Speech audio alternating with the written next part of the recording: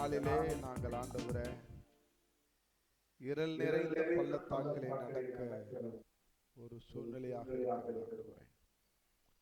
ஆனா அப்பேற்பட்ட சூழ்நிலையில் நாங்கள் கலங்க மாட்டோம், திகைக்க மாட்டோம். நீர் என்னோடு உண்டு என்று பாடுகிறோம் ஆண்டவரே.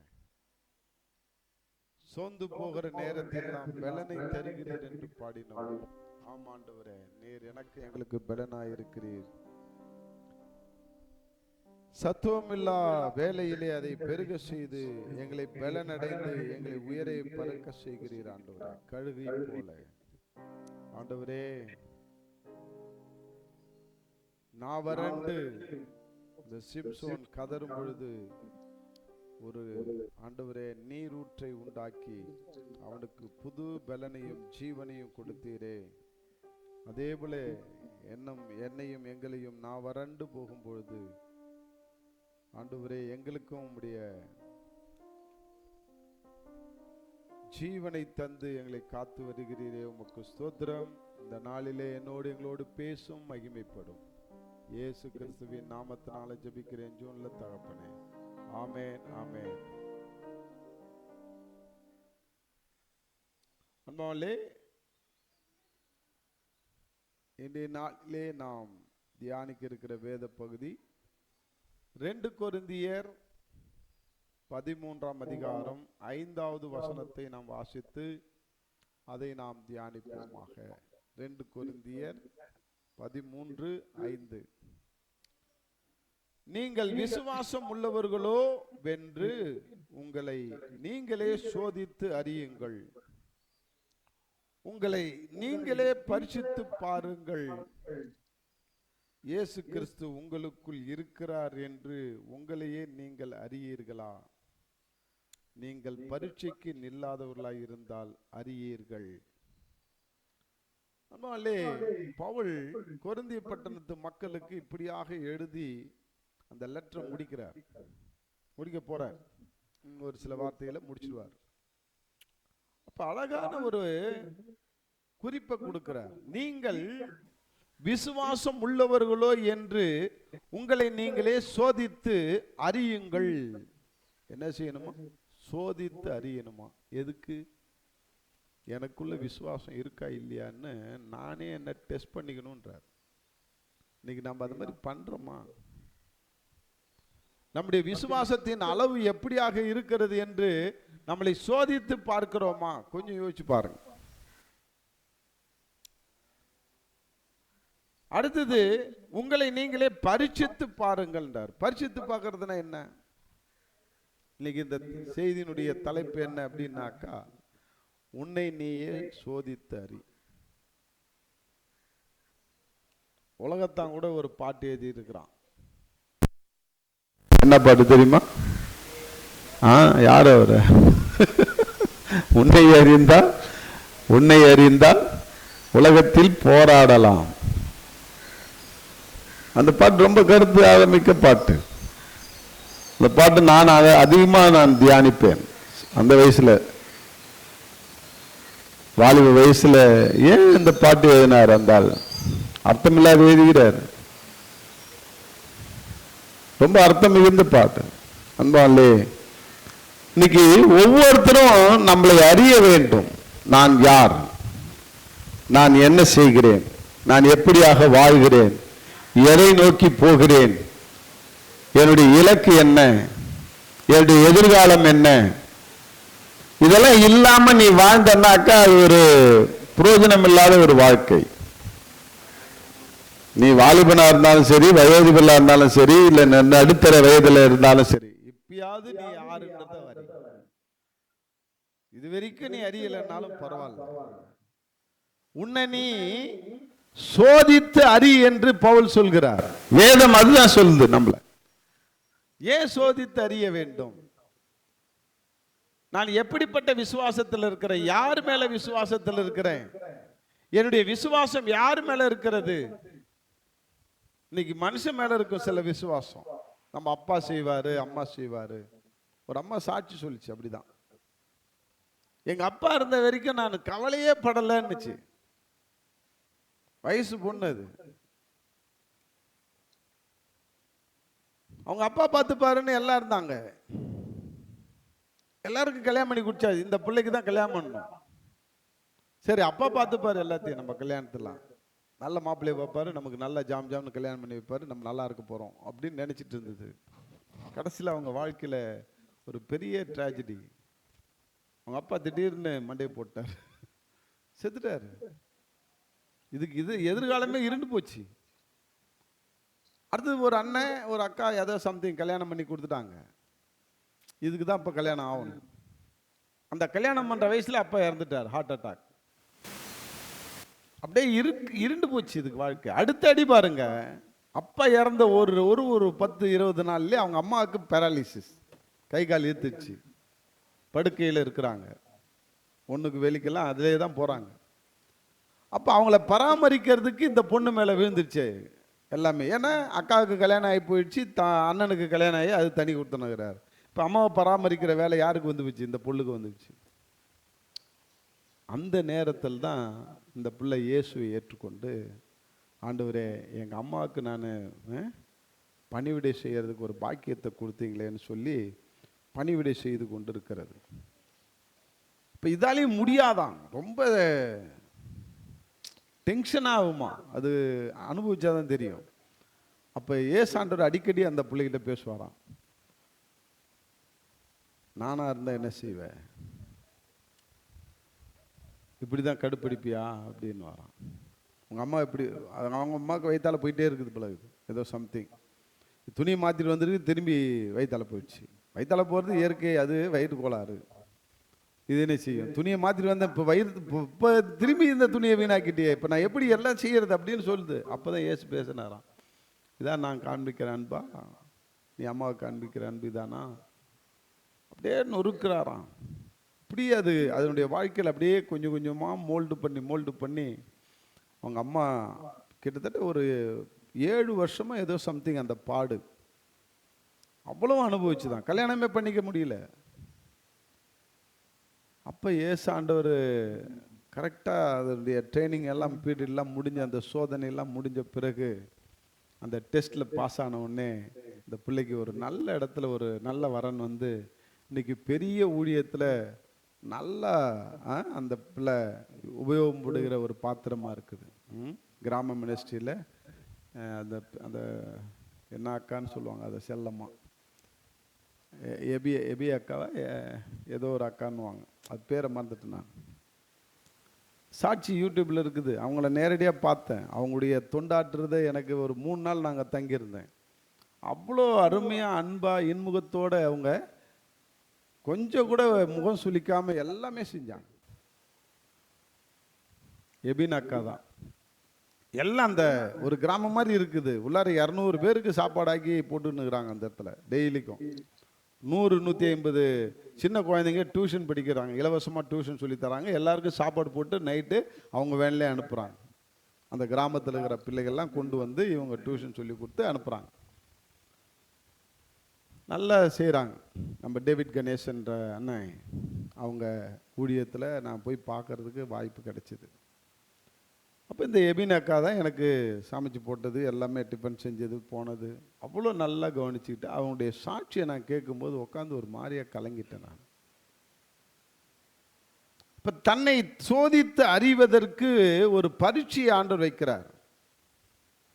இன்னைக்கு எப்படி 10ஆவதுல ஒரு அரசு தேர்வுன்னு வச்சுக்கிறாங்க, இன்னைக்கு 12ஆவதுல அரசு தேர்வுன்னு வச்சிருக்கிறாங்க. ஏன்னா நீ எந்த அளவுக்கு படிச்சிருக்கிற, என்ன புரிஞ்சு வச்சிருக்கிற, என்ன நீ எழுதுறியோ அதை வச்சு தான் உன்னுடைய ரிசல்ட்டு. நீ ஃபெயில் ஆகிற ஒரு விசுவாசியா இருக்கிறியா, பாஸ் ஆகிற ஒரு விசுவாசியா இருக்கிறியா? இன்னைக்கு நாம் எப்படிப்பட்ட விசுவாசியா இருக்கிறோம் கொஞ்சம் யோசிச்சு பாருங்க. உனக்கு ஒரு பரீட்சை வச்சாக்கா நீ பாஸ் ஆவியா ஃபெயில் ஆவியா? நமக்கே அடிக்கடி வச்சுக்கணும். நான் ஏற்கனவே சொல்லியிருக்கிறேன், சாம்பல்லேருந்து சிங்காரம் வரைன்னு ஜாய் டிவியில் ஒரு ப்ரோக்ராம் போட்டுருக்குறாங்க. எல்லோரும் பாருங்கள், நிறைய பேர் சாட்சி சொல்கிறாங்க. ஆண்டவருக்கு சித்தமானால் அதில் நானும் சாட்சி சொல்லுவேன்னு நினைக்கிறேன். சொல்லியிருக்கிறாங்க, அடுத்த முறை நீங்கள் வரும்போது சாம்பல்லேருந்து சிங்காரம் வரை என்ற நிகழ்ச்சியில் நீங்கள் பேட்டி கொடுக்கணும் அப்படின்னு ஜெபம் பண்ணுங்க. அதில் 6 வருஷத்துக்கு முன்னாடி சொர்ணராஜ் அப்படின்ற ஒரு ஏஜி சர்ச் பாஸ்டர், வயசானவர், அவரை பேட்டி காட்டுறாங்க. அப்போ அவருக்கு எப்பயுமே அநியாயம் நடந்தாலோ அக்கபோர் நடந்தாலோ ஒரு தவறு நடந்தாலோ இவரால் பொறுத்துக்க முடியாதான், பொங்கி எழுந்துருவாராம். போய் அழகாக சட்டையை பிடிச்சி கேட்குற மாதிரி எவ்வளோ பெரிய ஊழியக்காரர் இருந்தாலும் கேட்பாராம், நீங்கள் செய்கிறது தப்பு, நீங்கள் செய்கிறது தவறு சரியில்லை. அது ஒரு ஸ்பிரிட். அது சில பேர் அது பெரிய எரேமியா ஸ்பிரிட்னு நினச்சிப்பாங்க.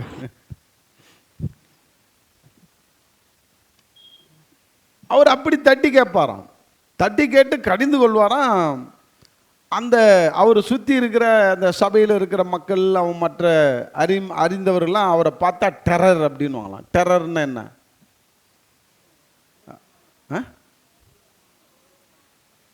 கொடூரமானவன் இல்லை, தீவிரவாதின்னு அர்த்தம். என்னது டெரரிஸ்ட் அப்படின்னாக்கா என்னது? தீவிரவாதிகள் அப்படின்னு சொல்லுவாங்க. இவர் டெரர் அப்படி வர சொர்ணராஜ் வராருனாலே டெரர் வராருன்னு வரோம். இவருக்கு அது ரொம்ப பெருமையாக இருக்குமா? பரவாயில்ல, நம்மளை பெருமையாக பேசிக்கிறாங்க. ஆண்டவர் ஒரு நாள் கூப்பிட்டாராம், ஏய் டெரர், ஏய் சொர்ணராஜ், என்ன பெரிய டெரரா நீனு? யாராவது ஒருத்தன் தப்பு செஞ்சாக்கா பெருசாக இப்படி தான் தட்டி கேட்கறதா? பின்ன என்ன ஆண்டவரே, அவன் தப்பு செஞ்சான் தட்டி கேட்டேன், அதுக்கு என்ன தப்பு? நோ நோ நோ நோ, இந்த வழியை நான் உனக்கு கற்றுக் கொடுக்கல, இந்த வழியை நானே கற்றுக் கொடுக்கல.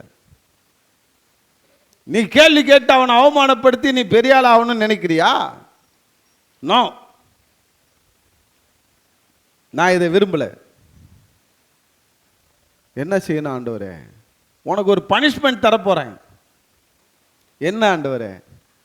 3 மாசத்துக்கு மத்தேயு 5, 6, 7 மலைப்பிரசங்கத்தை தவிர வேற எதையும் நீ வாசிக்காத. 3 மாசத்துக்கு எந்த போர்ஷனையும் வாசிக்கக்கூடாது. நான் அந்த மாதிரி யூத் மீட்டிங்கில் சொன்னேன்னா, போன வாட்டி நான் ஏசையா 53 படிச்சிங்களான்னு கேட்டானே ஒரு பொண்ணு கையே தூக்கலையாம். வீட்டில் போய் அவங்க அம்மா கேட்டுக்கிறாங்க, ஏன்டி நீ தூக்கலை அப்படின்னு.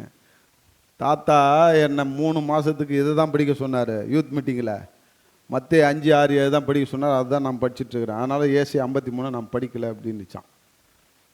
அவங்க அம்மா எனக்கு ஃபோன் பண்ணி கேட்குறாங்க, ஏயா நீ இந்த மாதிரியா சொன்ன? ஆமாம்பா அப்படி தான் சொன்னேன்.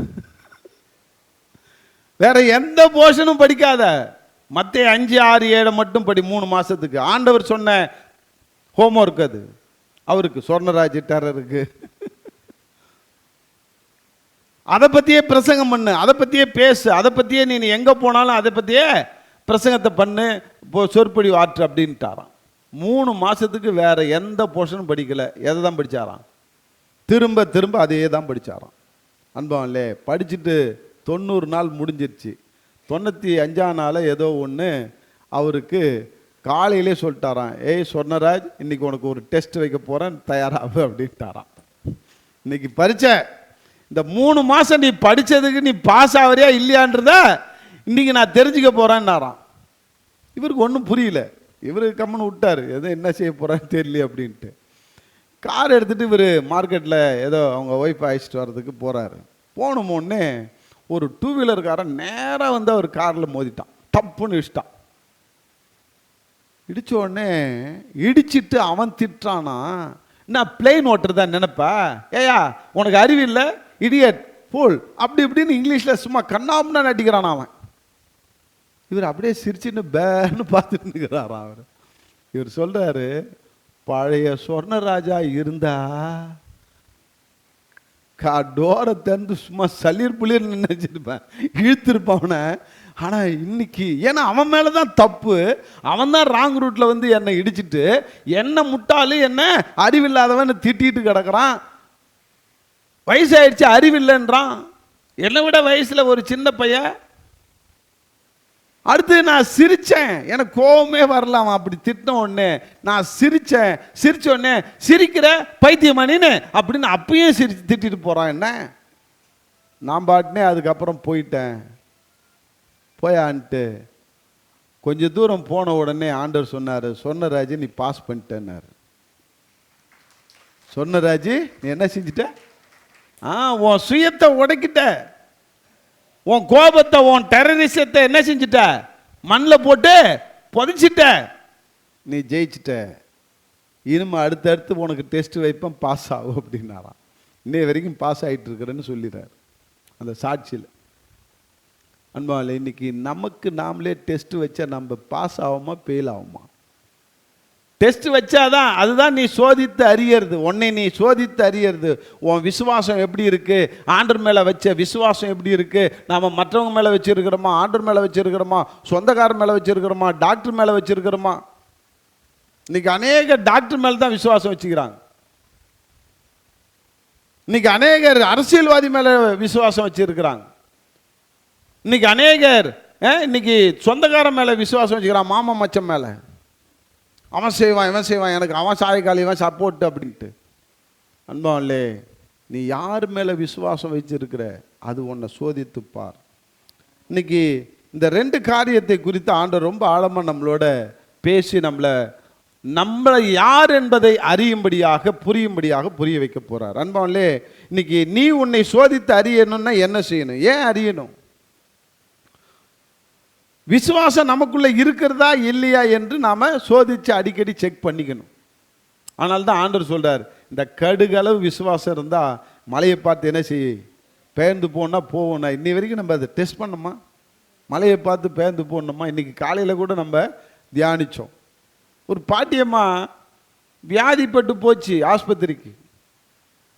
அது அந்த வீசிங் ப்ராப்ளம்னு சொல்லுவாங்க, ஆஸ்மா. அந்த டாக்டர் என்னென்னோ ஊசி போடுறாரு, மாத்திரை கொடுக்குறாரு, இன்கலர் கொடுக்குறாரு, ஒன்றுமே சரியாகலை. அப்போ கடைசியில் இவர் என்ன சொல்கிறாரு, பாட்டி உனக்கு எந்த மாத்திரை வேலை செய்யலை, நீ என்ன செய்யணும்னா உன்னுடைய குடியிருப்பினுடைய அட்மாஸ்பியர் தான் ஏதோ தவறு இருக்குது, அதை நீ மாற்றினாக்கா உனக்கு இந்த வியாதி சரியாயிடும். அதனால் நீ பள்ளத்தாக்கில் இருக்கிற மலை பிரதேசத்தினுடைய பள்ளத்தாக்கில் ஒரு மலை இருக்கும், அதுக்கு கீழே இருக்கிற அந்த குடிசை வீட்டில் இருக்குது, அதில் ஒரு 5 சென்ட் இடத்துல சொந்தமாக போட்டுட்டு இருக்குது. இந்த இடத்த நீ விற்றுட்டு வேறு இடத்துக்கு பிளைன்ஸ் ஊர் உள்ளார போய் நீ வீடு வாங்கிட்டு நீ இருந்தால் தான் உனக்கு இந்த வியாதி சுகமாகும்ட்டார் டாக்டர். இது எந்த வீட்டை விற்றுட்டு எங்கே போய் வீடு வாங்கி, இது வயசான விதவி தாய். அம்மா அழுதுட்டு வந்துருச்சு, டாக்டர் இப்படி சொல்லிட்டாரேன்ட்டு. வேதத்தில் ஒரு வார்த்தை ஞாபகப்படுத்தினார் ஆண்டவர், நீ கடுகளவு விசுவாசம் இந்த மலையை பார்த்து என்ன செய், பெயர்ந்து போன்னு சொன்னால் என்ன செய்யும், கடலில் போய் விழுன்னு சொன்னார்ல. இந்த மலையை பார்த்து நாம் உட்காந்து இந்த வீட்டை பேத்துட்டு எடுத்துகிட்டு போய் நம்ம போய் வாழ முடியாது. ஆனால் நம்ம விசுவாசத்தோடு இந்த மலையை பார்த்து என்ன செய்யலாம், பேர்ந்து போய் சமுத்திரத்தில் உழுமலையை அப்படின்னு சொல்லலாம்ல அப்படின்னு சொல்லிட்டு டெய்லி போய் தோட்டத்து கதவை திறந்து அந்த மலையை பார்த்து கையை உயர்த்தி சொல்லுமா, ஏசு கிறிஸ்துவின் நாமத்தால் மலையை போய் தள்ளுண்டு சமுத்திரத்தில் உழுப்போ அப்படின்னு சொல்லிட்டு உள்ளார வந்துடுமா. வேலையெல்லாம் செஞ்சுட்டு நைட்டு தூங்கி ஏந்திரிச்சிட்டு மறுநாள் காலையில் ஏந்திரிச்சு தோட்டத்துக்கு அதை திறந்து மழை இருக்குதா இல்லையான்னு பார்ப்போன்னு போய் பார்க்குமா. அங்கே என்ன இருக்கும், மழை அப்படியே தான் இருந்தது. ஆனால் இது சோறல, நீ அப்படியே தான் இருந்தாலும் பரவாயில்ல, என் தேவன் சொல்லியிருக்கிறாரு, நான் விசுவாசத்தோடு ஒன்று நான் அறிக்கைறேன், இந்த மலையை இயேசுவின் நாமத்தால் பெயர்ந்த சமுத்திரத்தில் தள்ளுண்டு போ சொல்லிட்டு வந்துடும். இந்த மாதிரி கிட்டத்தட்ட 3 மாதம் சொல்லிச்சிங்க. 3 மாதம் விசுவாசத்தோடு போய் மலையை பார்த்ததுங்க. மழை அங்கே தான் நின்றுச்சுங்க. ஒரு நாள் அதே போல் விசுவாசத்தோடு திறந்து பார்த்தோன்னே மலை அடிவாரத்தில் அநேக டிராக்டரு, லாரி, புல்டோசரு, அந்த ஜேசிபி எல்லாம் நிற்குது. ஆயிரக்கணக்கான மக்கள் நிற்கிறாங்க. ஒரே கரம்பரான்னு சத்தம் கேட்குது. இது பார்த்துட்டு என்னடா இது மலையை பார்த்து பேர்ந்து போன்னு சொல்கிறதுக்கு வந்தால் இங்கே ஆயிரக்கணக்கான மக்கள் நிற்கிறாங்களேன்னு கிட்டக்க போய் என்ன எல்லாம் நிற்கிறீங்க அப்படின்னுச்சான். உனக்கு தெரியாதா, அரசாங்கம் சட்டம் போட்டுடுச்சு, நம்ம பெரிய ஹார்பர் கட்டு தான் நம்ம ஊரில், அதுக்கு நிறையா கற்பாறை தேவை, இந்த மலையை பெயர்த்து எடுத்துகிட்டு போய் கடலில் என்ன செய்ய சொல்லி கொட்ட சொல்லி உத்தரவு வந்து போச்சு, அதனால் இடிக்கிறதுக்காக வந்திருக்கிறாங்க, இன்னும் கொஞ்ச நாளில் இடித்து இந்த மலையெல்லாம் என்ன செய்வாங்க, பேர்த்து எடுத்துகிட்டு போய் கடலில் கொட்டிடுவாங்கன்னு. அப்பா ஆண்டவரே, என் ஜபத்தை கேட்டீங்க ஆண்டவரே. ஒரே மாதத்தில் இந்த மழை காணோம். 4வது மாதம் பார்த்தா பிளைனாக இருக்குது. இது ஊட்ட மாற்றிட்டு போகல டாக்டர் சொன்னாருன்னு. ஆனால் ஆண்டோடைய வார்த்தையின்படி இது விசுவாசத்தோடு அறிக்கையிட்டது. அது டெஸ்ட் பண்ணிச்சா, அது விசுவாசம் ஜெயிச்சுதா தோத்துச்சா? ஹலோ, இன்னைக்கு உன் விசுவாசம் என் விசுவாசம் எப்படி இருக்கு? அன்பாலே, இந்த விசுவாசத்தை நீ பரீட்சை பார்க்காவிட்டால் நீ உனக்குள்ள நீ என்ன விசுவாசத்தில் இருக்கிறாய் என்பது உனக்கே தெரியாது. இதில் நான் இந்த இதை காரியத்தை பரிச்சை வைக்கிறது எப்படின்னாக்கா, இன்னைக்கு வேதத்தின் படி என்ன நடந்தது, யார் யார் விசுவாசம் எப்படி இருக்கிறதுன்னு ஏதாவது பரிச்சை வச்சு இருக்கிறாங்களான்னு பார்த்தாக்கா 2 காரியம் எனக்கு ஆண்டவர் சொன்னார். என்னன்னாக்கா பாருங்க, 2 ராஜாக்களின் புத்தகம் 20வது வசனம் 20வது அதிகாரத்தில் 8லிருந்து 11 வரைக்கும் படிங்களேன். 2 ராஜாக்கள் 20 8 to 11. 2 ராஜாக்கள்.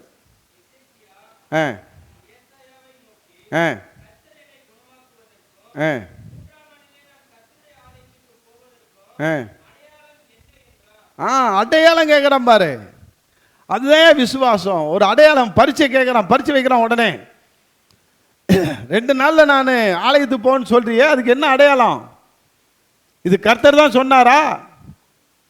அடையாளம் என்ன அப்படின்னு ஒன்னே சொல்லுங்க, படிங்க. ஏன் செய்வார் என்பதற்கு கர்த்தரால் உனக்கு உண்டாகும் அடையாளமாக சாகைன்னா கெடிகாரன்னு வச்சுக்கோங்க. அந்த காலத்தில் கெடிகாரம் எப்படின்னாக்கா 2 குடுவை இருக்கும், கீழே திரும்ப ஒரு குடுவை இருக்கும், அதில் மண் கொஞ்சம் கொஞ்சமாக லைட்டாக கொட்டிக்கிட்டே இருக்கும். கொட்டினாக்கா அதில் டைம் எழுதியிருப்பாங்க, 12 1 2 3 அப்படின்னு. அந்த மணல் இறங்க இறங்க ஓ இன்னைக்கு 12 மணி ஆயிடுச்சா, 2 மணி ஆயிடுச்சா, 3 மணி ஆயிடுச்சா, அதுதான் கெடிகாரம். அந்த இடத்துல பாகை என்பது அந்த காலத்து கெடிகாரம். நல்லா புரிஞ்சுங்க. இப்போ இதை அப்படியே திருப்பி வச்சுருவாங்க. மதியானத்துக்கு மேலே ஆச்சுன்னா, புரியுதா சொல்கிறது? இப்போ நம்ம 12 to எத்தனை வரைக்கும் இருக்குது கெடிகாரத்தில்? 24 மணி நேரம் கெடிகாரம் இருக்குதா? 12 to 12 வரைக்கும் இருக்குதா? 1லேருந்து 12 வரைக்கும் தானே இருக்குது. அப்போ நாமளாம் என்ன நினச்சிக்கிறோம்? இது காலை, இது மாலை அப்படின்னு நினச்சிக்கிறோம். அதே போல் தான் அந்த பாகை இருக்கும். இப்போ அந்த சொல்கிறார், இந்த கெடிகாரம் முன்னிட்டு போகிறது லேசான காரியம். இவன் கேட்குறான், சாகை 10 பாகை முன்னிட்டு போக வேண்டுமா 10 பாகை பின்னிட்டு போக வேண்டுமா என்று கேட்குறான். என்ன டெஸ்ட் பண்ணுற? முன்னால் போகணுன்றியா பின்னாடி போகணுன்றியா? 10 மணி நேரம் உனக்கு நான் முன்னாடி போக வைக்கவா பின்னாடி போக வைக்கவான்னு கேட்குறான். இவன் என்ன சொல்கிறான் பாருங்க. அதற்கு எசேக்கியா 10வது வசனம், சாகை முன்னிட்டு போகிறது லேசான காரியம். அப்படின்னா என்னன்னு புரியுதா? ஹலோ, இப்போ என்ன மணி பாருங்க, எல்லாம் மணி என்ன? இப்போ 11. இப்போ 10 மணி நேரம் முன்னால் போகணுன்னா அப்படியே டர்ன்னு ஒரு சுத்து என்ன ஆகும்? ஐயோ, பெரிய முள் சுத்த என்ன ஆகுங்க? சின்ன முள் வந்துக்கிட்டே இருக்குமில்ல, 1 2 3 4 12 காட்டுமா இல்லையா? 10 மணி நேரம். இப்போ நைட்டு 10 ஆயிடுச்சுன்னு வச்சுக்கோ. இப்போ அப்படி சொல்லு, நைட்டு 10 ஆகிறது அது ஈஸி. அது ஆனால் கடந்து போன நேரம் திரும்பி வருவதற்கு கஷ்டம். போன நேரம் வருமாயா? ஹலோ, இது வரைக்கும் வரலாறு இருக்கா? இன்னைய வரைக்கும் போன நேரம் வந்துதா வரலாறு இருக்கா? காலையில் 7 மணி இப்போ வருமா? ஹலோ, வரவே வராது. கிழக்கரை முளைக்கிற சூரியன் மேற்க முளைச்சாலும் வராதுன்னு தான் சொல்லுவோம் நம்ம, இல்லையா? போக பாய் திரும்பி வராது. அதான் இவன் சொல்கிறான், நீ முன்னிட்டு போகிறது லேசான காரியம், அது ஒன்றும் பெரிய மழை கிடையாது. ஆனால் என்ன செய்யணும்? இப்போ நான் கேட்குறேன், பரிச்சயம் வைக்கிறான் பாருங்க, பின்னிட்டு போகிறதுக்கு உதவி செய்யணும். என்னதான்? அப்படி வேண்டாம், அது லேசான காரியம். முன்னிட்டு போகிறது சர்ன்னு சுற்றுறது லேசான காரியம். இப்போ சாகை 10 பாகை பின்னிட்டு திரும்ப வேண்டும் என்றான். இப்போ இரவு 10 மணி வந்ததுன்னா அது எப்படி இருக்கும்? நேற்று இரவு வருது. அப்போ பின்னிட்டு போகிறது ரொம்ப கஷ்டம், அது வரலாறுலே இல்லை அப்படின்னு ஒன்னே. அப்போ தான் சொல்கிறாரு, அப்பொழுது ஏசா தீர்க்கதரிசியை நோக்கி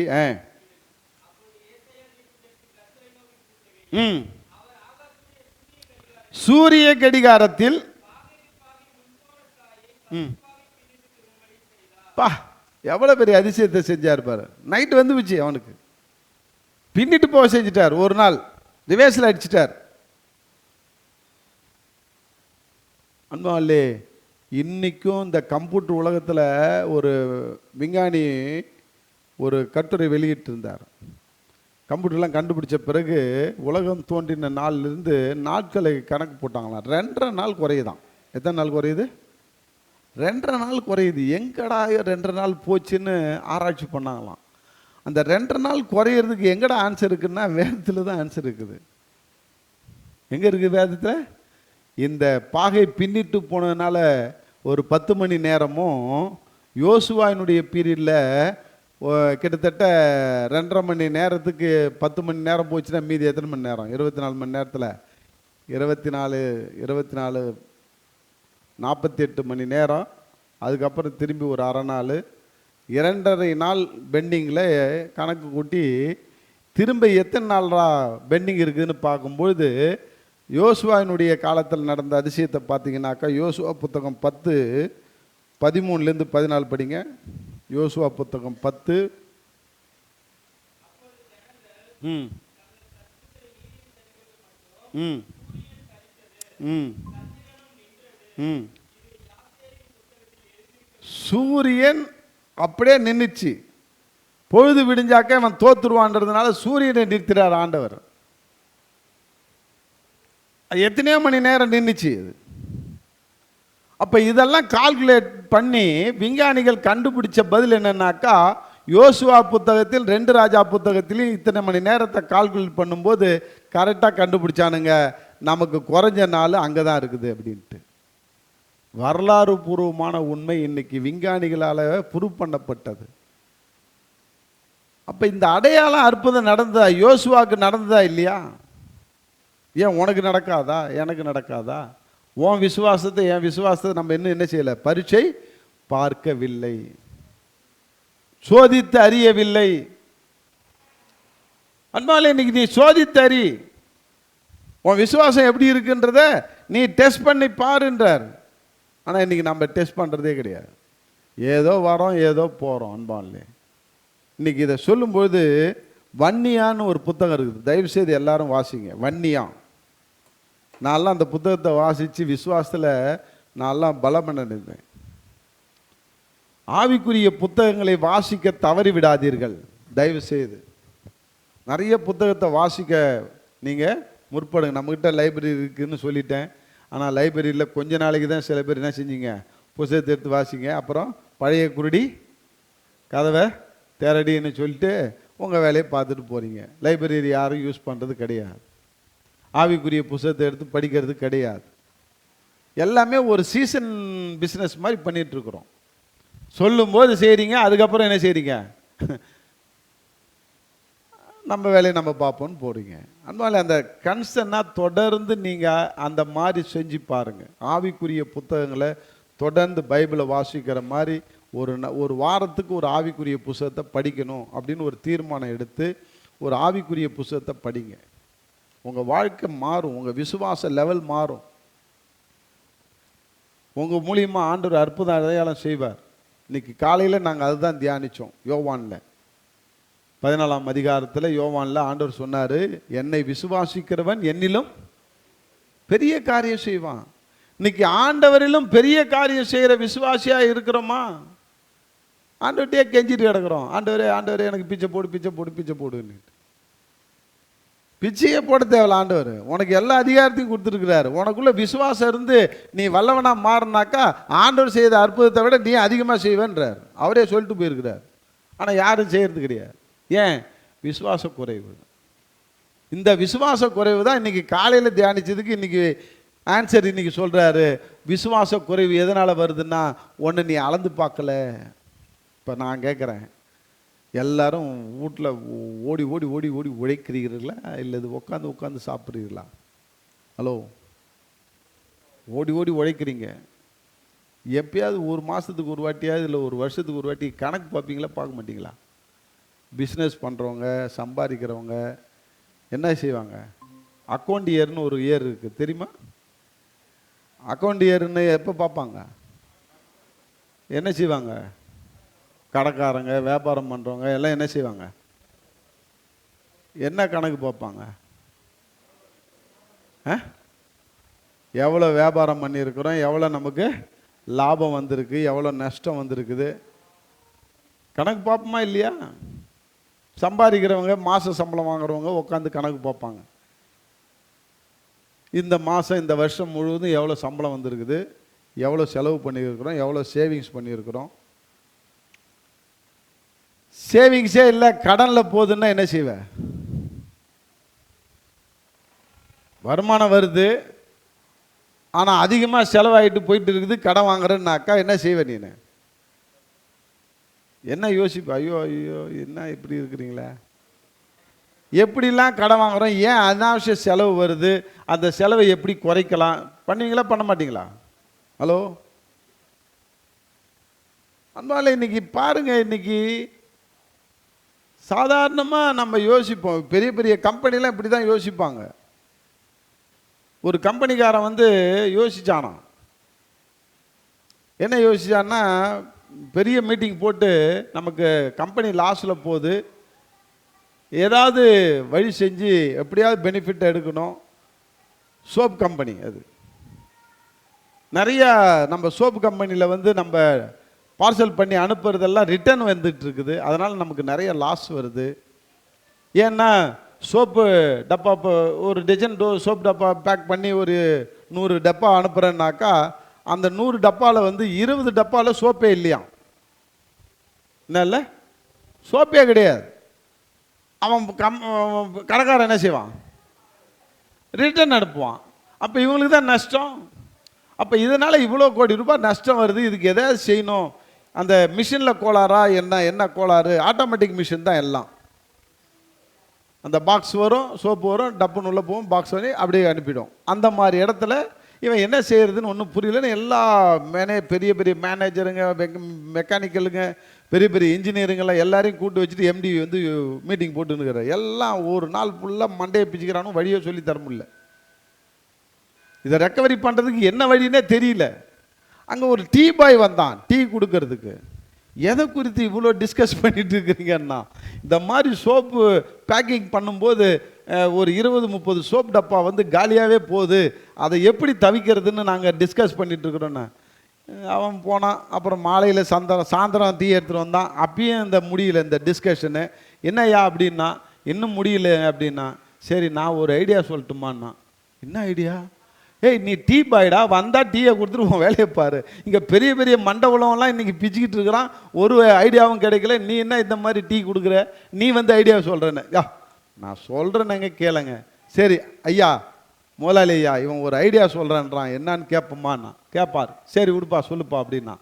ஏங்க இந்த மிஷின் ஆட்டோமேட்டிக் மிஷின் தானே, இது சோப்பு வருதில்ல, அந்த இது வருதில்ல, எது அந்த டப்பா வருதில்ல, பேக் பண்ணி அதுக்கப்புறம் போகும்போது தான் அங்கே மிஸ்டேக் நடக்குது. அப்புறம் தானே காலி டப்பாவும் அதில் போயிடுது. நீ அந்த டப்பா போகிற இடத்துல, அந்த சோப்பு போட்டு டப்பா போகிற இடத்துல ஒரு ராட்சச ஃபேனை வச்சுருங்க. அது காற்றுல அடிச்சுனாக்கா டப்பாவில் சோப்பு இல்லைன்னா டப்பா பறந்துடும், சோப்புல போட்டு டப்பா மட்டும் போயிடும் அப்படின்னா. ஆனால் கரங்களை தான் தட்டுங்களேன், அவனுக்கு கிரெடிட்டை கொடுங்களேன். டீ ஊற்றுற பாய்க்கு மூளை இருக்குதுங்க, நம்ம நினச்சிக்கிட்டோம் நமக்கு தான் மூளை இருக்குன்னு. அருமையாக சொன்னான். ஒரு ஃபேனை எடுத்துருந்து வையா, டப்பா பறந்து போயிடுயா, பேக்கிங் மட்டும்தான் போவேன் பேக்கிங்கில் அப்படின்னா. அருமையான ஐடியா இல்லையா? இந்த மாதிரி நிறைய ஐடியா இருக்குது. பாருங்க, இந்த கம்பெனிங்க என்ன செய்யுது, படித்தாலும் நமக்கு அறிவு கிடையாது. இதெல்லாம் ஜென்ரல் நாலேஜ். இன்னைக்கு காலையில் இந்த தம்பி ஒருத்தன் சொன்னான், உன் ஃபோனே சரியில்லையா அப்படின்னா. ஃபேஸ்புக்கில் உன் ஃபோனை எடுக்க முடியல அப்படின்ட்டான். புது ஃபோனு எனக்கு எப்படி இருக்கும், 16,000 ரூபா போட்டு வாங்கி கொடுத்தான் ஒருத்தன் பாவம். இந்த ஃபோனில் ஃபேஸ்புக் எடுக்க முடியலையா அப்படி என்னடா அது அப்படின்னா. இல்லை உன் மூஞ்சி இப்படி எடுத்தால் இப்படி வருது அப்படின்னா. நான் ஒன்றுமே யோசனை பண்ணல. தோ வச்சுக்கிறிய, இதை வந்து திருப்பி அனுப்பேன் அப்படின்னேன். இந்த ஸ்டாண்டை வந்து திருப்பி வச்சுக்கிட்டு நீ இடம் அப்படின்னேன். மூஞ்சி திரும்பிடும்ல என்ன. இப்போ அப்படி தான் எடுக்கிறாரு, திரும்பிடுச்சு மூஞ்சி. சில சமயத்தில் அப்படி தான் ஆயிடுறோம் நம்ம. அதுக்கு தான் சொல்கிறேன், பொதுவான புத்தகங்களை நிறைய படிங்க, ஆவிக்குரிய புத்தகங்களை படிங்க, ஜென்ரல் நாலேஜை வளர்த்து கொள்ளுங்க. நம்ம இப்படியே இருக்கக்கூடாது, உன்னை சோதித்து அறிங்க. நான்லாம் அடிக்கடி என்னை டெஸ்ட் பண்ணுவேன். என்ன செய்வேன்? ஆமாம், நான் இன்ஜினியர் கிடையாது. இன்ஜினியருக்கு எத்தனை கிளிப் அனுப்பிச்சிக்கிறேன் தெரியுமா? ஏன்? அவர் நாலேஜை வளர்த்துக்கிட்டோம் அப்படின்ட்டு. எத்தனை மருத்துவ டிப்ஸ் அனுப்பிச்சிருக்கிறேன் தெரியுமா உங்களுக்கு? ஏன் உங்கள் நாலேஜை வளர்த்துங்கன்ட்டு. எத்தனை ஜென்ரல் நாலேஜ், எத்தனை ஐபிஎஸ் ஐஏஎஸ் படிக்கிற பிள்ளைங்களுக்கு அனுப்பிச்சிருக்கிறேன் தெரியுமா? ஹலோ, பார்த்துக்கிறீங்களா? அது பார்க்கவே மாட்டீங்க. நீங்கள் ஐபிஎஸ் ஆகணும் ஐஏஎஸ் ஆகணும்னு எனக்கு ஆசை, அனுப்புகிறேன். நீங்கள் என்ன செய்கிறீங்க? வேறு வேறு கண்ட்ராவியெல்லாம் பார்த்துட்டு உட்காந்து மம்டி மாதிரி உட்காந்துக்கிறீங்க. நான் இன்னைக்கு கூட சொன்னேன், யூடியூப்பில் வைஃபை யூஸ் பண்ணி மூட்டை தூக்குறோம். ரயில்வே ஸ்டேஷனில் மூட்டை தூக்குற ஒரு போர்ட்டர், அவனுக்கு வைஃபை இலவசம், ரயில்வே ஸ்டேஷனில் வைஃபை வச்சுட்டான். சரி, இதை நம்ம யூஸ் பண்ணணும்னு சொல்லிட்டு அந்த செல்ஃபோனில் படித்து படித்து படித்து ஜெனரல் நாலேஜெல்லாம் படித்து அவன் ஐபிஎஸ் தேர்வு எழுதி பாஸ் பண்ணி இன்னைக்கு ஐபிஎஸ் ஆஃபீஸராக மாறி இருக்கிறான். மூட்டை தூக்குற தொழிலாளி. செல்ஃபோனை கரெக்டாக யூஸ் பண்ணான். இலவச வைஃபை கவர்மெண்ட் கொடுத்ததை கரெக்டாக பயன்படுத்தினான். கன்றாவிக்கும் பயன்படுத்தலை, கேம் விளையாடுறதுக்கு பயன்படுத்தலை, ரம்மி விளையாடுறதுக்கு பயன்படுத்தி பைத்தியக்காரனாய் தற்கொலை பண்ணிக்கல. நம்ம கையில் கொடுத்துருக்கிறார் ஆண்டவர். இதை நல்ல விதத்தில் பயன்படுத்து, தீய வழியில் பயன்படுத்தாத. உருப்படாத போகிறதுக்கு பயன்படுத்தா, உருப்புறதுக்கு பயன்படுத்து. ஆவிக்குரிய முன்னேற்றத்துக்கு பயன்படுத்து. இன்னைக்கு நம்ம எப்படியாக பயன்படுத்துகிறோம் அன்பாலே? இன்னைக்கு அதனால தான் சொல்றேன், புத்தகங்களை படியுங்கள்.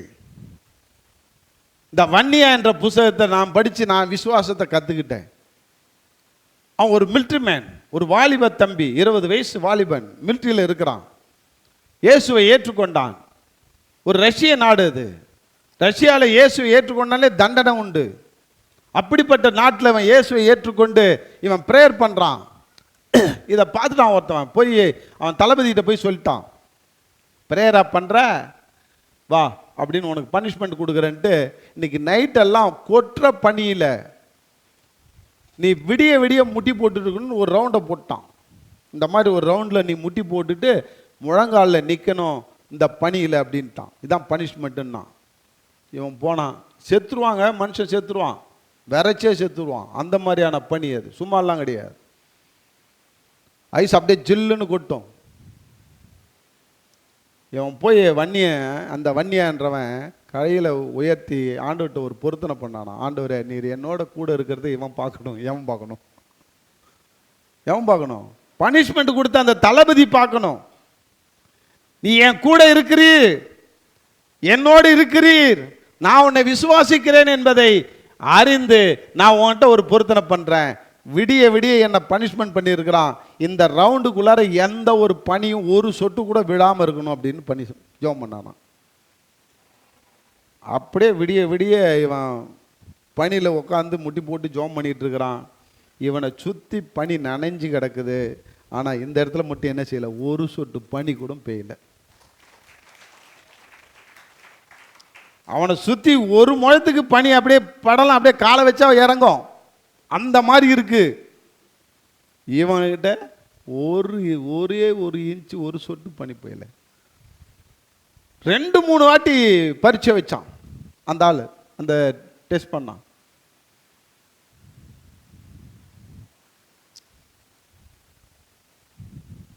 ஒரு தடவை அப்படிதான், இவன் இருக்கிற இடத்துல மட்டும் பனி பெஞ்சது, மற்ற சுற்றி இருக்கிற இடத்துல பனி பெய்யலன்னா. அதாவது பிச்சுக்கிட்டான் தலையை. யார்? அந்த தளபதி. உங்ககிட்ட இருக்கிற இயேசு உண்மையானவர், பெரியவர் என்று நான் விசுவாசிக்கிறேன் என்று சொல்லி அவன் விசுவாசத்தில் வந்தாங்க. இன்னைக்கு உன் விசுவாசம் என் விசுவாசம் எத்தனை பேர் ஆண்டவர்களை கொண்டு வந்தது? நல்லா சவால் விட்டு நிரூபித்தேன். நான் ஆண்டவர்கிட்ட ஆண்டவரை நிரூபித்தேன், எங்கள் அப்பாட்ட நிரூபித்தேன். உன் தெய்வமா என் தெய்வமா வாயா வச்சுக்கலாம் பந்தயம். என் விசுவாசம் நான் டெஸ்ட் பண்ணுறேன், நான் பாஸ் பண்ணேன். அன்பா இல்லை, இன்னைக்கு உன் விசுவாசத்தை நீ டெஸ்ட் பண்ணி பாஸ் பண்ணியா? அதான் இங்க பவுல் சொல்றார், நீ இன்னாரை விசுவாசிக்கிறேன் என்று நீ உன்னை நீ சோதித்து அறிந்து கொள், உன் விசுவாசம் எப்படி உள்ளது என்று. நீ விசுவாசம் உள்ளவர்களோ என்று உங்களை நீங்களே சோதித்து பாருங்கள். என்னைக்காவது சோதிச்சு இருக்கிறியா? என்னைக்காவது உனக்கு டெஸ்ட் வச்சிருக்கிறியா? என்னைக்காவது ஆண்டவர்கிட்ட கேட்டிருக்கிறியா? ஆண்டவரே இந்த அடையாளத்தை எனக்கு தாங்க, நீ என்னோட இருக்கிறீன்னாக்கா எனக்கு ஒரு அடையாளத்தை தாங்க. அதுதான் ஏன் டெஸ்ட். என்னை சோதித்து பாருன்னு ஆண்டவர் சொல்றார். நான் நிறைய சோதிச்சு ஆண்டவரை. விக்கெட்டு காலி ஆகணும்னா இப்போ எங்கள் அண்ணனுக்கெல்லாம் பந்தயம் போட்டு நான்லாம் சவால் விட்டு ஆண்டவர்கிட்ட சவால் விட்டு, ஆண்டவரே என்னால் சந்திக்க முடியாது, நீ தான் சந்திக்கிறவர், 97க்குள்ளே இருந்தாலும் குடும்பமாக ஆண்டவர்களை வரணும் அப்படின்னு வந்துட்டார். ஆண்டவர் உண்மை உள்ளவர் என்பதை நிரூபித்தேன். அன்பாலே இந்த வன்னியா அந்த மாதிரி பல காரியத்தை செய்தார். அந்த புத்தகத்தை படிச்சுன்னா அப்படியே புல்ல அரிக்குங்க. அடுத்தது ஒரு சம்பவத்தை சொல்கிறேன். துதியிலிருந்து சிறை வரைன்னு ஒரு புத்தகம் எழுதினார் ஒருத்தர், மெர்லின் கரோலஸ். எனக்கு அந்த புத்தகம்லாம் ரொம்ப உதவி செய்தது என்னுடைய விசுவாச வாழ்க்கைக்கு. இதை சொல்கிறேன்னாக்கா இந்த காலை வாங்கி இந்த காலை விட்டுட்டு அப்படியே போயிட்டு இருந்ததுன்னா போயிட்டே இருக்க வேண்டியதான். உன் விசுவாசம் மைனஸில் போயிட்டு இருக்கும். உன் விசுவாசம் ப்ளஸில் வந்து நீ ஒரு சாட்சியாக இருக்கணும், நீ ஆண்டவரை நிரூபிக்கிறான்னாக்கா நான் சொல்கிற புத்தகத்தெல்லாம் குறித்து வச்சுட்டு அதெல்லாம் தீவிரமாக தேடி படிக்க ஆரம்பிச்சுன்னா நீ ஜெயிச்சிட்டேன்னு அர்த்தம். கேட்குறது நல்லா இருந்தது. இன்றைக்கி நல்லா அல்லேலூயா சொன்னோம், வன்னியா கை தட்டினோம், சோப்பு டப்பா பறந்தது கை தட்டணும், போனாக்கா பூட்ட கேஸ் தான் எல்லாம். துதியிலிருந்து சிறை வருகின்ற புத்தகத்தில் அவர் ஒரு ஊழியக்காரர், மிலிட்ரியில் வந்து அவர் பனிஷ்மெண்ட் வாங்கினவர். ஆனால் அதே மிலிட்ரிக்கு இவர் ஒரு அதிகாரியாக போகிறாரு, பிரிச்சுவல் அதிகாரி, இராணுவத்தில் இருக்கிறவங்களுக்கெல்லாம் ஆலோசனை சொல்கிற அதிகாரியாக போகிறார். அப்படி போகும்போது இவர் ஒரு நாட்டுக்கு போய் வார்த்தை கொடுக்கணும். 1 hour தான் இருக்குது. அந்த ஊருக்கு போகிறதுக்கே இவர் ட்ரெயின் மூலமாக மற்ற கார் மூலமாக போனால் 4 மணி நேரம் ஆகும். ஃப்ளைட்டில் போனால் தான் வேணால் 1 hour அதுக்கு மேலே ஆகும், அதுவே லேட் ஆகும். இவர் ஆண்டவரை பரீட்சை பார்க்க வேண்டும் என்று என்ன செஞ்சாராம், வீட்டை விட்டு கிளம்பின உடனே சொன்னாராம். அந்த இராணுவ மிலிட்ரி தடத்தில் இருக்கிறாரு. அந்த இராணுவத்திலேருந்து இவருடைய ரூம்லேருந்து இவர் வெளில வரும்போது சொன்னாராம், ஆண்டவரே இன்னும் கரெக்டாக 1 hourக்குள்ளே நான் அங்கே இருக்கணும், பிரசங்கம் பண்ணோம். தனி ஃப்ளைட்டில் போனால் கூட 1 hourல போகிறது கஷ்டம், இங்கே ஃப்ளைட்டை காணோம், பப்ளிக் போகிற ஃப்ளைட்டு, இப்போ என்ன செய்யுதுன்னு தெரியல, ஆனால் உன்னால் முடியும், நீங்கள் நினச்சிங்கன்னா என்னை கொண்டு போய் அங்கே சேர்க்க முடியும். ஆவியானவரே நீ என் கூட இருக்கிறீங்கன்றதை நான் நிரூபிக்கணும், நீங்கள் உதவி செய்யுங்க. நான் 1 hourல அங்கே நான் பிரசங்கம் பண்ணணும், மைக்கிட்ட நிற்கணும். ஜெபம் பண்ணிட்டு வெளில வந்தாராம். ஒருத்தன் வந்தானா, ஒரு இராணுவ சிப்பாய், சார் நான் அந்த ஊர் வரைக்கும் போகிறேன், வரீங்களா அப்படின்னா. அந்த ஊருக்கு தான் இவர் போகணும். அப்படியே வரனே அப்படின்னாரான். வாங்கன்னு போனால் ஒரு தனி ஃப்ளைட்டில் இவர் மட்டும்தான் ஏற்றிக்கிட்டு நேராக போய் அங்கே இறக்குறானா 3/4 மணி நேரத்தில். அந்த ஸ்பாட்டுக்கு போகக்குள்ளார கரெக்டாக 5 நிமிஷத்துக்கு முன்னாடி போய் மைக்கிட்ட நிற்கிறாராம். எப்படி இருக்கும்? ஹலோ, நல்லா புல்ல அரிச்சிச்சு அதை படிக்கும்போது. துதித்தால் நீ சாதிக்காததை சாதிப்பாய். ஆமே. வந்து வெளியில் நின்று சோத்திரம் பண்ணாராம். ஆண்டவரே சோத்திரம், என்னை கரெக்டாக கொண்டு போய் அங்கே நிற்க வைக்க போகிறீங்க, உமக்கு சோத்திரம்னாராம். எவனோ வழிபோக்கனா வந்தான். என்னடா நானா, பெரிய பிரதமர் போகிற ஃப்ளைட்டு அங்கே போகிறதுக்கு இருந்தது, கேன்சல் ஆகிடுச்சு. ஆனால் அவர் வேறு ரூட்டில் வரன்னிட்டார், என்னை கொண்டு போய் அந்த ஃப்ளைட்டை போய் அங்கே அந்த தேசத்தில் நிற்க வைக்க சொல்லிட்டாங்க. அதனால் நான் எம்டியாக போகிறேன். உங்களை பார்த்தேன், எனக்கு மனசுக்குள்ளே ஒரு ஆவியானவர் தோணுன மாதிரி ஒரு தோணுச்சு. உங்களையும் அழைச்சிட்டு போனால் அப்படியே கம்பெனியாக போகலாமேன்னு நினச்சேன், வரீங்களா போகலாம் அப்படின்னு நினச்சேன், நீங்களும் வரன்ட்டீங்க அப்படின்னா. இவனுக்காகவே பிரதமர் ரூட்டை மாற்றி விட்டுட்டு ஃப்ளைட்டை தனியாக எடுத்துகிட்டு போகிறாருன்னா ஆண்டவர் எவ்வளோ பெரிய ஆண்டவராக இருப்பார். நம்மகிட்ட இல்லை விஷயம், ஃபண்டமெண்டல் காலியாக இருக்குது, அதனால் என்ன செய்கிறோம், உட்காந்துன்னுக்கிறோம். அவருக்கு ஃபண்டமெண்டல் ஸ்ட்ராங்காக இருக்குது, துதிக்க கற்றுக்கிட்டார். அதனால தான் துதியின் வல்லமை என்ற புத்தகத்தை அவர் எழுதினார். அடுத்த புத்தகம், முதல் புத்தகம் இது, துதியிலிருந்து சிறை வரையில். அது முதல் புத்தகம், ப்ரைசன் டு ப்ரைஸ் அப்படின்னு எழுதினார். 2வது ப்ரைஸின் பவர் அப்படின்னு ஒரு புத்தகம் எழுதியிருக்கிறார். நிறைய எழுதிக்கிறார். இந்த 2 புத்தகம் தான் நான் படிச்சிருக்கிறேன். விசுவாசத்தை வளர நம்ம செய்யணும். என்ன செஞ்சோம் நம்ம? இன்னைக்கு பரீட்சை பார்த்தோமா, அன்பால இன்னைக்கு யோசுவா பரீட்சை பார்த்தான். ஆண்டவரே நீ என் கூட இருக்கிறீங்கன்னா இந்த சூரியன் என்ன செய்யணும்? அப்படியே ரிவர்ஸ் ஆகணும், அப்படியே சூரியன் நிற்கணும். ஏன்னா யுத்தம் முடியக்கூடாது. சூரியன் 6 மணிக்குள்ள வந்துடுச்சுனாக்கா பெலிஸ்தர் ஜெயிச்சிருவான். நீ அப்படியே நின்னா நான் அடிச்சு இவன்ல துரத்துற வரைக்கும் நில்லு, அதுக்கப்புறம் வா கீழே இறங்கு. சூரியன் அப்படியே என்ன செஞ்சான்? நிற்க வச்சான் அந்த இடத்துல. யார? யோசுவா. அவன் வீரன், விசுவாச வீரன். இன்னைக்கு நீ நான் என்ன எந்த வீரன்னு சொல்ல முடியும்? விசுவாசத்தில் வீரன் சொல்ல முடியுமா? நிரூபிக்கணையா? இன்னைக்கு அடுத்த ஒருத்தர் இருக்கிறாரு,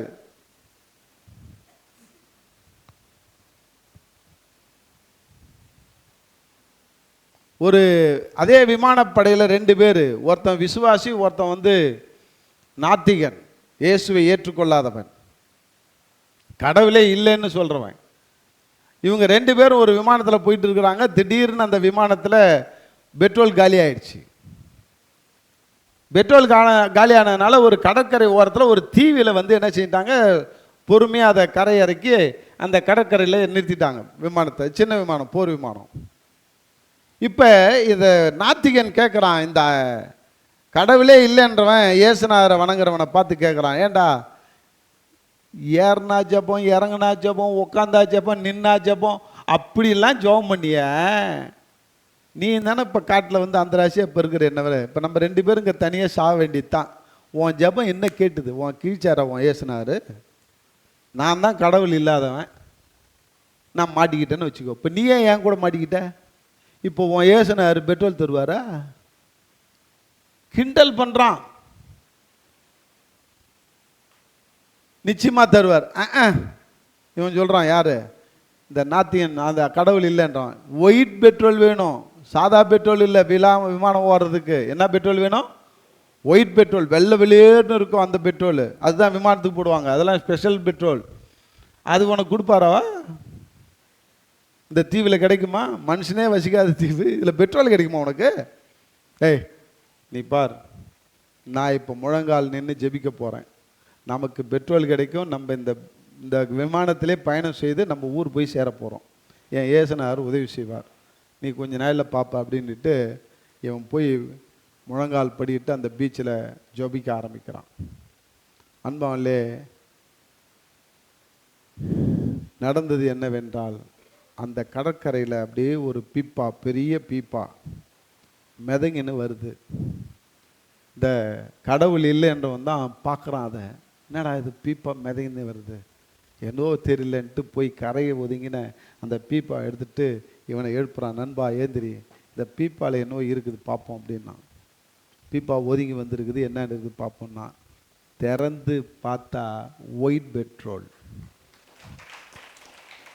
என்ன பெட்ரோல்? White petrol.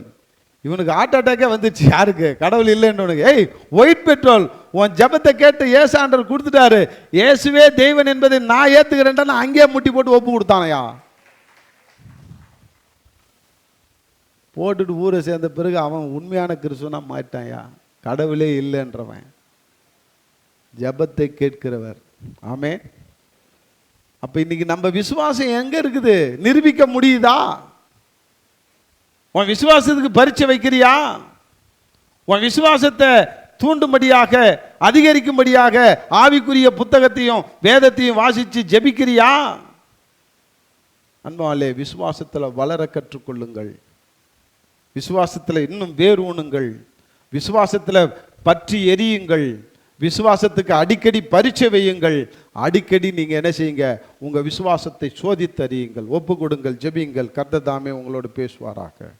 ஜெபிப்போம். அன்பின் தகப்பனே, நன்றியோடு துதிக்கிறோம். இந்த நாளிலும் ஆண்டவரே, நீர் என்னோடு எங்களோடு பேசினீர் ஆண்டவரே. ஒரு வன்னியாய் போல, ஒரு ஆண்டவரே இராணுவ வீரனை போல, ஆண்டவரே இந்த மெர்லின் கரோலை போல, ஆண்டவரே நாங்கள் உம்மை விசுவாசத்தில் நிரூபிக்கிறவர்களாய், எங்களை பரீட்சை பார்த்து எங்களை சோதித்தறிந்து ஆண்டவரே அநேகருக்கு நாங்கள் உம்மை நிரூபிக்கிறவர்களாய் எங்களை மாற்றுங்கப்பா. விசுவாச வீரர்களாக என்னை எங்களையும் மாற்ற போறீங்கப்பா. நன்றி. நாங்கள் எங்களுக்குள்ளாரே நாங்கள் டெஸ்ட் வைத்து கொண்டு, எங்களுக்குள்ளாரே நாங்கள் சோதித்து அறிந்து கொண்டு உம்முடைய விசுவாசத்தில் வளரும்படியாக உதவி செய்யுங்கப்பா. அப்படியா செய்ய போறீங்க. நன்றி. இயேசு கிறிஸ்துவின் நாமத்தினால ஜெபிக்கிறேன் ஜூன்ல தகப்பனே. ஆமேன், ஆமேன்.